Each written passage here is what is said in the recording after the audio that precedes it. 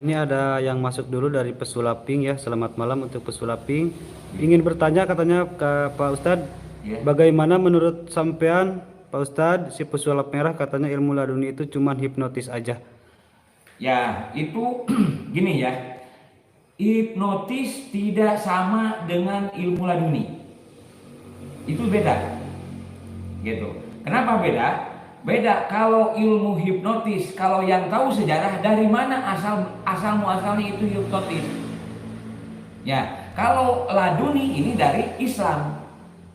Kanjengan bersanad kepada Kanjeng Rasul, tidak mungkin suatu keilmuan tidak bersanad kepada Kanjeng Nabi Muhammad SAW. Sedangkan hipnotis tidak ada, Kanjeng Rasul tidak mengajarkan hipnotis, tidak ada. Gitu. Hipnotis tidak ada di Al-Quran, tidak ada. Jadi hipnotis itu tidak ada ya Pak Ustadz ya? Tidak ada. Nah ini juga dia ngomen, saya mau isi ilmu laduni jadi ragu gara-gara pesulap merah buka kedoknya. Coba klarifikasi sama pesulap merah katanya gitu. Ya. Nah kalau pesulap merah kan pesulap merah kan pesulap. Ya. Hipnotis tidak sama dengan ilmu laduni gitu. Kalau hipnotis kan dengan apa namanya? Kalau hipnotis ini sugesti. Ya, Sugesti. Kalau laduni tidak sugesti. Percaya atau tidak percaya yang sudah diijazah, ada ilmunya selagi istiqomah. Gitu. Justru kami dengan laduni, barang siapa yang sudah diijazah laduni tidak bisa dihipnotis. Gitu. Terus apalagi yang ditanyakan? Terus dia bilang lagi, makanya saya heran sama sulap merah kok ilmu hikmah disamain sama tukang sulap ya katanya gitu. Ya tidak sama lah, sulap kalau sulap itu trik. Ya kalau ini keagungan ilmu Allah. Ilmu Allah Subhanahu wa taala. Gini Pak Guru, Gimana?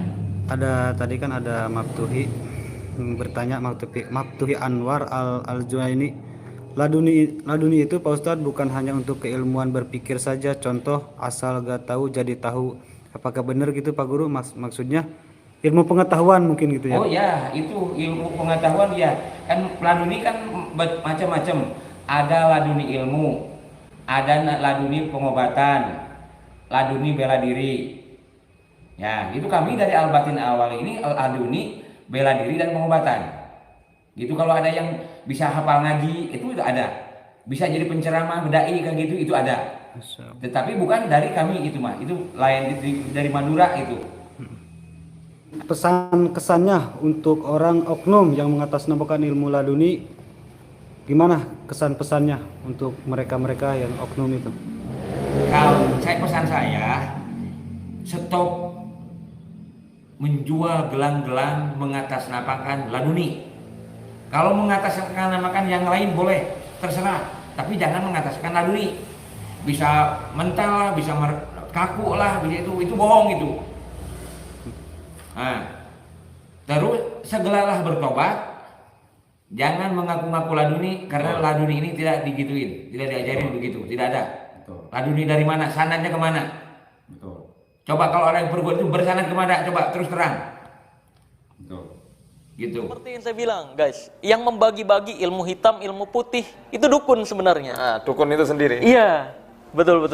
Nah, jadi di sini gua akan membongkar rahasia perdukunan lebih dalam, terutama dukun-dukun yang berkedok agama.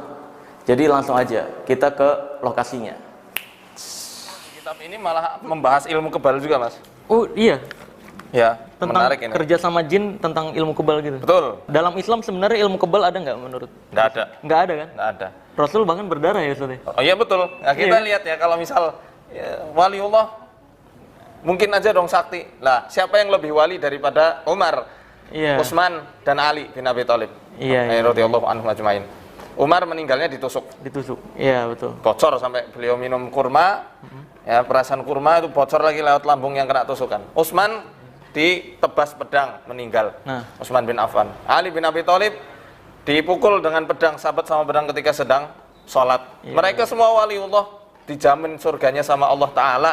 Khulafaur Rasyidin meninggal dalam keadaan ditusuk. Rasulullah kurang apa lagi? Ini Rasul. Iya, Bukan Rasul. tingkatannya yang dapat karomah, sudah punya mukjizat. Dan Allah turunkan Quran kepada beliau. Ketika perang Uhud, patah gigi seri beliau. Ya, Iya. yang ada di sini. Nah, Iya, kemudian berdarah-darah ketika dilempari oleh penduduk Taif. Jadi mana ada itu ilmu-ilmu kebal? Iya, jadi ada Ustaz, teknik tapi. Iya. Iya. Oh ya, siap. Teknik, iya dong. Jadi yang di luaran sana saya bisa pastikan Ustaz, yang kayak misalkan ada tuh kan pengijazahan ilmu kebal, pentransferan ilmu kebal, isi kodam ilmu kebal, katanya kodamnya Islam, ya kan? Dan praktekinnya semua yang dipraktekin adalah teknik sulap untuk kebal-kebalan, gitu. Dan saya bisa praktekin semua. Jadi kalau misalkan ada yang macem-macem, tenang, saya bisa. Boleh, bisa Mas, bantu-bantu. Enggak, nanti misalkan kalau ada yang bilang ke Ustadz, main lu kurang jauh gitu, ada yang mau pembuktian, boleh. Nanti siap. kita bongkar bareng-bareng. Siap. Jadi mau dari sudut pandang agama, ini ayatnya kebongkarnya. Dari sudut pandang trik, saya yang bongkar. Siap. Jadi kita menyatukan kekuatan. Jadi gini Ustadz, berarti kalau misalkan ada orang yang bilang, nih saya jual gelang, udah saya isi kodam Islam, itu fix dukun berarti? Dukun berkedok agama? Dukun. Nah ini di sini jelas ini, dijelaskan itu. Iya. Bukan karomah, tapi dukun. Tuh, ya, Termasuk hati-hati guys. Sihir. Ya, dalam Islam nggak ada isi-isi kodam dan sebagainya, gitu. Dan hati-hati dengan pembuktiannya yang kebanyakan adalah trik dan teknik.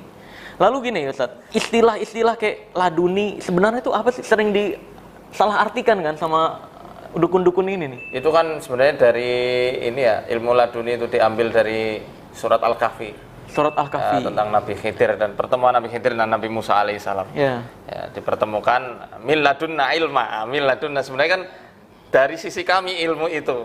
Ya. Nah, dan lihat laduni itu dari sisiku. Nah, Oke, dari dari sebenarnya sisi Allah laduni itu langsung gitu ya. ya? Oke. Itu segi bahasa saja. Itu Iya, sebenarnya karangan mereka aja lah. Ilmu laduni itu nggak ada tahapan-tahapan, apalagi suruh bayar. Kalau kamu pengen ilmu ini bayar sekian juta. Wah, bohong itu. Nah, terus juga ini ya, Ustaz ya, ilmu laduni itu sebenarnya yang dimaksud di surat itu yang seperti apa? Apakah wahyu yang disampaikan ke Nabi, atau memang yang katanya mental-mentalan itu disebut ilmu laduni juga? Jelas itu wahyu. Nah, Wahyu. untuk Nabi Khidir alaihissalam. Jadi pesan langsung dari Allah, langsung turun ke Nabi. Cuma kan bedanya Nabi Musa alaihissalam beliau rasul, beliau punya umat, wajib menyampaikannya. Adapun Nabi Khidir beliau nabi, hanya sekedar nabi saja, jadi nggak wajib menyampaikan.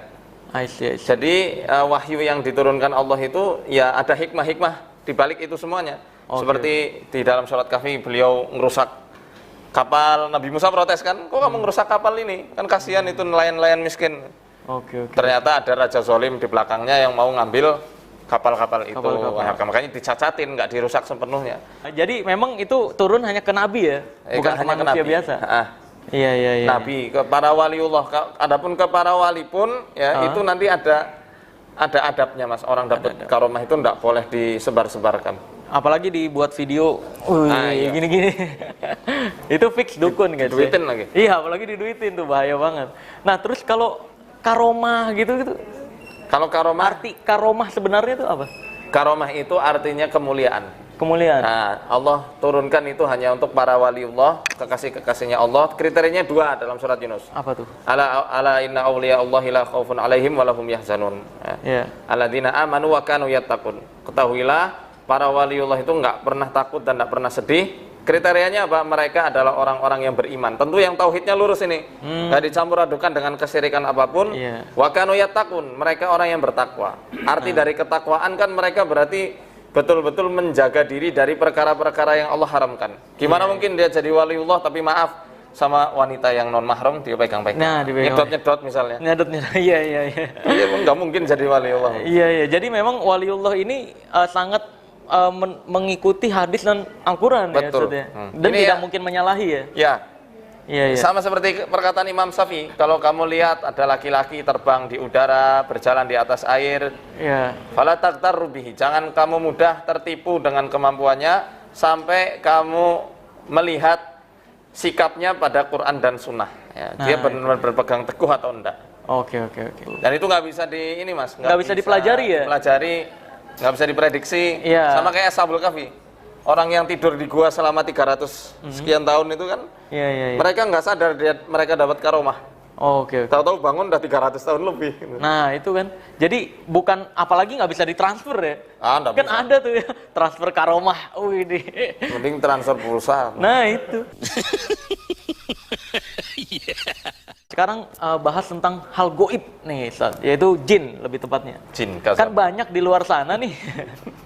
Di luar sana tuh ngaku-ngaku bisa ngelihat hal goib, jin, terus digambar. Ada tuh. anak buah Dajjal. Iya, ada yang bisa buah ngelihat lampir. anak buah Dajjal gitu. Nah, sebenarnya setahu saya nih, Ustaz ya, dalam Islam sendiri menyatakan bahwa manusia tidak akan bisa melihat jin, manusia biasa, kecuali Rasul dan Nabi. Betul. Ya. Nah, benar nggak kayak gitu? Saya mungkin ngerujuk dari ayat 27 surat Al-A'raf dalam Al-Quran ya. Innahu yarakum huwa qabiluhum min haitsu la tarawnahum. Sesungguhnya iblis dan kabilahnya dari bangsa jin melihat kalian dari tempat yang kalian tidak bisa melihat mereka. Ya. Ini dalil secara umum, Mas.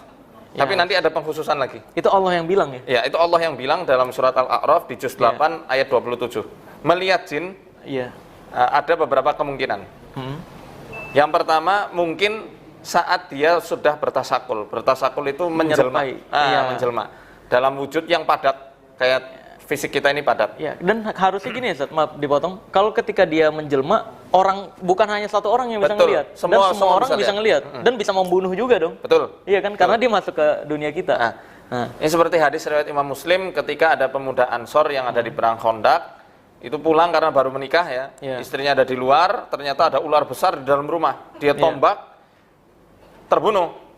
Ternyata pemudanya meninggal juga, dikisos sama keluarga jin yang dia bunuh. Ternyata ularnya ular jin ini. Yang kita ambil dalilnya, ketika jin itu berubah jadi ular, masih tertancap di tombak, itu semua orang bisa lihat. Dia pas jadi mayat hilang gitu atau? Enggak, emang masih nancap udah mayat di tombak aja udah ya? Okay. Dan itu masih berbentuk ular. Jadi wujud jelmaan yang terakhir, dia menjelma, dia itu masih akan jadi seperti itu terus ya? Nah, yang kedua bisa dilihat dalam kondisi halus, tapi di alam mimpi. Halus di alam mimpi. Oke. Mimpi. Pernah tuh saya juga. Waktu itu baru pindah ke rumah. Saya tidur, tiba-tiba di tangganya ada anak kecil duduk begini nih. Set. Orang baru lu gitu. Wih, ini siapa nih orang nih? Ini jangan Bukan Mary. Bukan Mary. Dia emang cewek juga tapi anak kecil gitu. Orang baru lu gitu. Wah, ini siapa nih? Ketawa tiba-tiba. Saya langsung berpikir, oh jangan ini nih yang jin beneran nih. Langsung saya bacain ayat kursi. Pas nyampe di tengah nih, kebangun tiba-tiba. Wah, wujudnya kayak manusia gitu. Iya, jadi kayak dia pas saya bacain, dia kayak bacain aja, gue nggak takut kok gitu. Tapi pas saya di tengah, kebangun langsung. Iya. Nah, mungkin itu ya bisa jadi jin, bisa jadi. Ya, kalau di mimpi aman ini ya. Saya bicara dari Terus yang aman dulu nih. Yang ketiga ini yang kena gangguan ini. Yang dia bisa ngelihat jin dia terjaga, dalam keadaan terjaga, melihat wujud halusnya. Nah, ini kalau misal dia dalam keadaan kena gangguan, terus menceritakan hal itu kepada peruqyah misalnya, atau ke siapapun yang ahli, ke ustadz atau siapa, itu aman, tidak masalah. Oke. Nah, Imam Syafi'i mengatakan, man za'ama min ahlil adalati annahu yarul jinna abtalna syahadatahu illa an yakuna nabiyan. Barang siapa dari ahlul adalah, ahlul adalah kalau zaman sekarang bisa kita katakan santri, kiai, ustadz, ya. Pokoknya orang-orang soleh yang dia terpandang akan ilmu agamanya. Kalau mereka ya sampai ngaku-ngaku bisa melihat jin dalam wujud aslinya yang tak kasat mata, kami tolak persaksiannya. Dia dicap pendusta, nggak bisa diambil ilmunya lagi. Nah, dan itu dia. Kecuali dia seorang nabi. Dalam riwayat lain dikatakan siapa yang mengaku-ngaku ngelihat jin, ruddat syahadatuhu, persaksiannya akan ditolak, wa uzira li mukhalafatil Quran. Dia harus dihukum karena telah nyelisih Quran. Tegas sekali itu Imam Syafi'i. Tuh ya, jadi memang bukan kita yang bilang ya Ustaz ya. Iya, kita hanya mengutip perkataan ulama. Iya, ada dalil yang bilang. Lah, lalu mitos yang berkembang di masyarakat adalah anak kecil bisa melihat hantu. Kalau Ustaz Faizar pernah dengar? Iya. Iya kan? Sampai sekarang banyak banget yang percaya. Nah, saya mau dengar dari sudut pandang Ustaz Faizar dulu, nanti saya jelasin kalau sudut pandang saya. Kalau itu sebenarnya tidak benar ya, anak kecil bisa melihat hantu. Kalau misalnya dikatakan anak kecil itu punya keistimewaan, berarti anak-anak kecil yang lain tidak istimewa. Nah, itu dia. Padahal Allah sama-sama fitrah, sama-sama masih suci, sama-sama belum punya dosa. Kenapa yang satu bisa lihat, satu yang lain enggak? Diberi kelebihan katanya, diberi kelebihan. Nah, kalau dalam sudut pandang Islam, dalam agama, itu tentu nggak ada ya, kayak gitu ya. Menyalahi aturan malah. Menyalahi aturan. Pernah ada zaman Nabi, namanya Ibnu Sayyad, Sofi Ibnu Sayyad. Jadi dia itu anak kecil yang luar biasa sakti. Ketika beranjak dewasa, kaum muslimin banyak yang kena fitnah. Oke. Karena dia pinter banget untuk meramal. Pasti tepat ramalannya dan dia pandangannya bisa nembus dimensinya iblis. Oke. Sampai-sampai Rasul waktu itu langsung turun tangan untuk menguji. Ya, madza taro, apa yang kamu lihat? Ini aro arsan alal ma haulahul hayat. Aku ngelihat singgasana besar di atas samudra yang di sekelilingnya ada ular-ular besar. Maka kata Nabi, dzaka arsy iblis. Yang kamu lihat itu adalah singgasananya iblis. Itu Ibnu Sayyad. Ya, itu langsung ditepis sama Rasul, ikhsa falan ta'du wa qadrab. Anyahlah kamu karena kamu nggak akan pernah bisa melampaui takdirmu. Ini ucapan yang betul-betul tegas dari Nabi karena beliau karena Ibnu Sayyad saat itu bukan sekedar anak kecil tapi sudah mulai dewasa, sudah remaja. Jadi anak indigo zaman dulu lah. Iya. Itu kata Nabi seperti itu. Sampai bisa baca hati orang.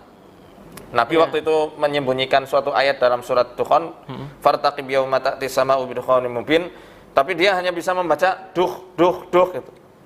Nah, karena jin duh itu dukhon maksudnya. Cuma dukhon artinya asap. Asap. Kabut. Karena itu kan suatu ayat, jinnya ndak hafal ini. Yang beritahu Ibnu Sayyad ndak hafal ayat tersebut. Jadi cuma nangkep duh. Apa ya? Duh gitu.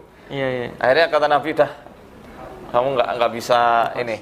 Oke. Nggak bisa melampaui batasan yang sudah Allah takdirkan untuk kamu. Jadi nggak Nabi katakan, oh Ibnu Sayyad masih suci, masih anak-anak, makanya bisa seperti itu. Enggak, Nabi malah mengingkari. Malah Nabi khawatir jangan-jangan ini Dajjal. Oke. Kalau dari sudut pandang ilmiah nih, sekarang saya nih, Ustaz ya. Kenapa ada mitos anak kecil bisa melihat hantu? Kebanyakan di anak-anak umur 5 tahun ke bawah bahkan. Bahkan bisa ngomong aja belum. Dia baru ketakutan. Ini sebenarnya dari yang saya pelajari, itu efek dari orang tuanya sendiri, Ustaz. Ketika si anak kecil ini merangkak ke tempat yang gelap, awas di sana ada hantu. Nah, ditakut-takutin. Takut, balik. Terus ada di sudut-sudut ruangan, ya, karena takut kejedot, awas di sana ada hantu. Akhirnya yang tercipta definisi tentang hantu adalah tempat gelap dan sudut ruangan. Lalu ketika dia main ke rumah orang, ngelihat tempat gelap, takut karena dia pikir hantu. Betul. Karena orang tuanya sendiri yang ngasih tahu itu hantu gitu. Jadi perlu diketahui guys, anak kecil itu nggak ngerti definisi hantu. Kan kalau kita ngerti ya hantu, hantu itu ini. Tapi anak kecil ketika kita kasih tahu ini hantu, dia berpersepsi adalah hantu itu gelap, hantu itu sudut ruangan, hantu itu bercak-bercak yang ada di dinding gitu. Jadi wah ada hantu gitu. Yang ditunjuk bisa jadi tempat gelap gitu. Jadi ya memang itu hanya mitos guys ya. Oke. Jadi udah dapat banyak banget nih guys ya pengetahuan yang lurus, yang benernya nih sesuai ajaran Islam. Hati-hati dengan dukun-dukun berkedok agama. Karena Ustaz, sedukun-dukunnya dukun di Indonesia. Sedukun. Iya, pasti dia ada berkedok agamanya agar dipercaya korbannya. Nggak ada dukun yang nih saya pakai ilmu hitam. Nah, berbicara tentang ilmu hitam, ilmu putih. Oh iya. Dulu saya pernah difitnah gini Ustaz. Wah lu ngebongkar ngehina ilmu putih berarti lu nggak percaya agama. Nah ini banyak yang berpersepsi adalah ilmu putih ini agama Ustaz. Jadi sebenarnya setahu saya di Islam itu nggak kenal ilmu hitam ilmu putih ya. Benar nggak Ustaz? Betul. Boleh dijelasin Ustaz sebenarnya dalam Islam tuh yang dikenal apa gitu? Kalau dalam Islam ya, mungkin saya ambil dari referensi ini yang saya miliki ya. Apa ini? Kitab apa ini Ustaz? Judulnya ini. Boleh diangkat. Nah. As-Sawa'iqul Hariqah. Oke. Ala apa nih? Syayatini wasaharah al-mariqah. Oke. As-Sawa'iqul Hariqah itu artinya halilintar yang menyambar. Oke. Untuk menghancurkan penyihir. Siap. Ini dan setan. Dijelasinnya apa Ustaz? Kalau di sini ilmu putih itu apa, ilmu hitam apa? Dua jenis sihir inda saharoh. Jadi yang membagi-bagi ilmu sihir sendiri itu penyihir sendiri. Setuju. Iya, ini. Bentar, Ustaz. Sorry dipotong. Seperti yang saya bilang, guys, yang membagi-bagi ilmu hitam, ilmu putih itu dukun sebenarnya. Nah, dukun itu sendiri. Iya. Betul. Lanjut, Ustaz. Kalau di sini? As-Sihrul Sufli. Sihrul Sufli itu sihir yang hina atau sihir yang jahat. Oke. Ada Sihrul Ulwi, Sihrul Hulwi itu ya fahum ya'taqiduna annahu halal wala hurmata fih. Ya, mereka itu meyakini sihir itu halal dan tidak haram. Oke. Bal huwa min babil musa'adati 'alal khair. Mereka meyakini bahwasanya ilmu sihir ini ya adalah pintu untuk membantu sesama dalam kebaikan. Oke. Ini yang disebut ilmu putih nih. Ya, tapi nanti ada penjabarannya. Oke. Sihir sufli atau sihir yang jahat gitu ya. Yeah. Ini yang hitam. Nah, ini ada sihrul aswad, sihir hitam atau ilmu hitam. Iya. Wa huwa kullu ma yu'addi ila fasadin. Nah, jadi seluruh ilmu-ilmu sihir yang digunakan untuk merusak, menghancurkan. Iya. Ya, kemudian nah ini as-sihrul aswad huwa ta'thirul ladzi yansha'u an ta'thiri syayatinil jinnil kafarah. Jadi sihir hitam atau ilmu hitam adalah dampak buruk yang dimunculkan dari efek-efek ilmu setan dari bangsa jin yang kafir. Ini ada sihirul ahmar nih, ilmu merah. Wah, ilmu merah ada juga. Ilmu merah ada juga ini. Apa nih kalau menurut Sihir merah. kitab di sini apa ilmu merah? Tapi ini bukan ilmunya Mas Marcel. bukan.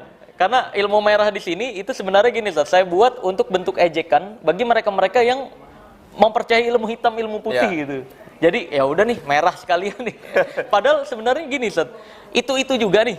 Kayak misalkan apa nih paku. Kalau menurut ilmu hitam, paku ini untuk nyantet orang. Kalau menurut ilmu putih, paku ini untuk penglaris. Tapi berkedoknya agama. Kalau di ilmu merah, paku ini ya buat bikin bangunan. Ya, betul. Gitu. Betul. Nah, kalau di ilmu merah di sini apa nih, Ustaz? Nah ini wa isyaratun ila launidam wal qatli. Ya, jadi merah itu adalah sebuah isyarat atau simbol dari warna darah dan pembunuhan. Oh, jadi kalau menurut sini ilmu merah itu adalah Ya kalau bahasa kita mungkin santet kali ya. santet, iya. Iya. Persepsi orang sihir lah ya. Nah, sihir. Iya. I see. Nah, guys, jadi perlu diketahui itu, ilmu putih itu bukan berarti agama, ya. Jadi memang yang membagi-bagi ini adalah dukun.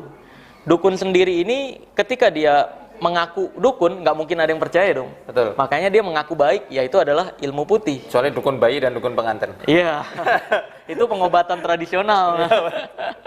Nah, ini kan Ustadz bisa baca Arab nih. Nah, Lalu yang beredar di luar sana ada raja-raja kayak gini nih, Ustadz. nah ini ada yang sihir putih ada di sini. Ini yang ilmu dimaksud. putih nih. Ilmu Ini yang dimaksud ilmu putih nih yang kayak gini ya, berkedok ya. Betul. Berkedoknya kebaikan ya. Padahal mah sihir-sihir juga ya. Sihir juga. Ini juga nggak semuanya huruf Arab. Nah, guys, tuh ya. Kalau raja dalam Islam apa? Ada nggak artinya? Raja itu bahasa mana ya? Iya, bukan bahasa Arab ya. Kalau raja dalam bahasa rojih sendiri itu ya artinya yang kuat ya. Yang kuat ya. Nah, penguat mungkin begitu ya. Iya. Kalau di Wikipedia disinonimkan dengan tato, Ustaz.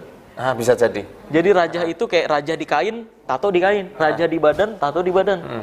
Jadi nah, kalau ini Penguat beneran sugesti gitu. iya, benar. Ini beneran tulisan Arab nggak sih, Ustaz? Ada yang Arab, ada yang bukan. Ada yang Arab, ada yang bukan.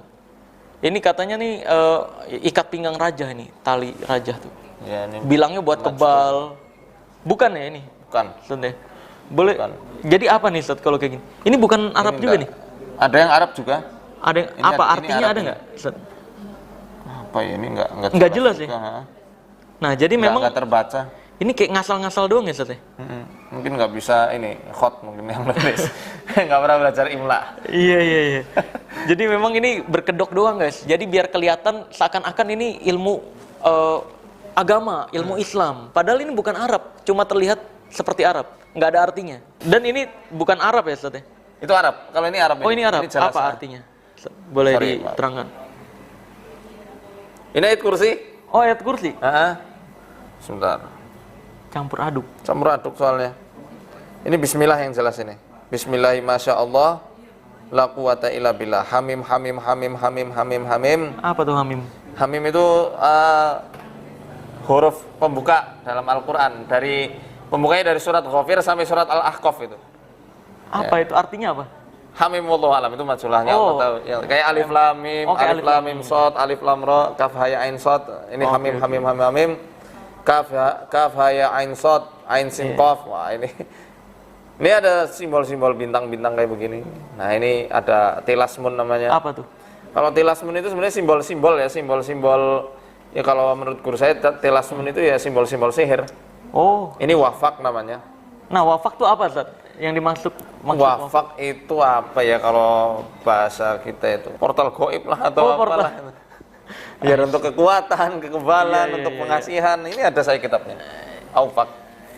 Oh, oke. Kitab Ini Al-Wafaq. menjelaskan tentang Ini wafak itu cara-cara ya, cara-cara pakai wafak. dan dalam Islam boleh nggak? Udah boleh. Nggak boleh kan sebenarnya? Kita lihat aja nih, Mas. Contoh. Nah, ini dia. idza aratta an tuhlika insanan aw an tusakhira insanan hatta yu'tika ma turidu minal mali wa imra'atin. Ya, kalau kamu mau membinasakan seseorang atau menaklukkan seseorang sampai dia itu memberikan apa yang kamu mau, uangnya atau bahkan istrinya, ya, dengan sukarela bil mahabbah, taktubu hadil asma, suruh menulis nama-nama ini bidami thairi abyad, dengan darah burung putih jantan, seperti ini apa, bayi burung dara di sini. Nah ini ada asma-asmanya. Kan enggak boleh. Ini sihir ini. Dari mana ini? Asalnya nggak pernah ketahuan. Wa tabau matatlus sayatin. Apa? Mereka mengikuti apa yang diwahyukan setan, yang dibacakan setan. Tuh guys ya. Ini Jadi, dalam Quran kan demikian. ini Dalam walaupun surat tulisan Al-Baqarah. Arab ya ininya, tapi ini bukan ajaran Islam guys. Bukan Hati-hati. ajaran Islam. Iya iya iya.